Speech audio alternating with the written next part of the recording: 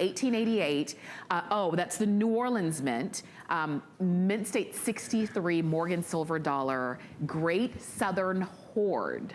Okay, now once again, the only reason I have this, we've been working on this for months. When you see this, the Great Southern Treasury Hoard right here, way back in the day, 50 years ago plus, the United States Mint sold a bunch of coins that they had in their vaults. And there was a family that, you know, the patriarch of the family had kind of lived through the Depression, and he was a silver and gold guy. Yeah. So he bought tens of thousands of American silver dollars, primarily from the New Orleans Mint, and put them away. Mm-hmm. He always felt that he should keep these coins, keep gold and silver. And that has been the basis of kind of their family's, you know, investments and value and everything for decades and decades and decades. And that they said that they would never sell them. And then they decided they were going to sell some of the silver dollars because they wanted gold. So they had lots of silver and they wanted to rotate into gold. And so they sold 13,000 my goodness. New Orleans minted Morgan silver dollars in a one-time transaction to get this gold.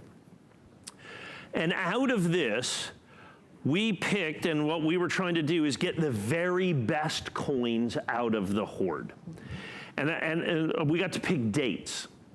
And so the date that I picked was the 1888. It's one of my favorite coins.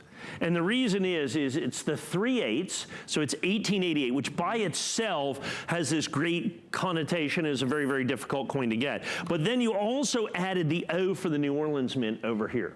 But if you look at this between the D and the O and dollar, you'll see the O that's over here. So you have an 1888 New Orleans minted American silver dollar, but it's in Mint State 63, which is brilliant uncirculated condition. The New Orleans Mint, by the time they got to the 1880s, it had been in operation for decades and decades and decades, and it had the worst of the equipment. It was kind of falling apart. It was not the best that the United States Mint had to offer. Mm-hmm. So high grade New Orleans minted silver dollars are very difficult to get. And 1888 is a particularly difficult year. Okay. In Mint State 63 or better, I think there's only 20,000 coins in existence.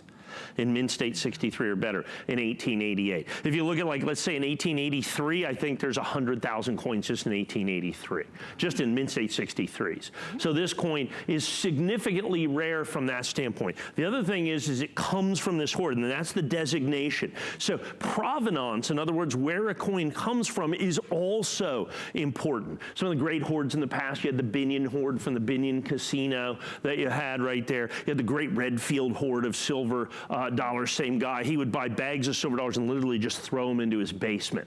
Oh my God. That's right. For years and years and years and years, he did this. And when they came back out and they went to they were in his kind of root cellar, and they had a bunch of jars of old fruit in there, and the peaches exploded. There was peach juice, and so you could see some of the dollars had this peach juice stain on it.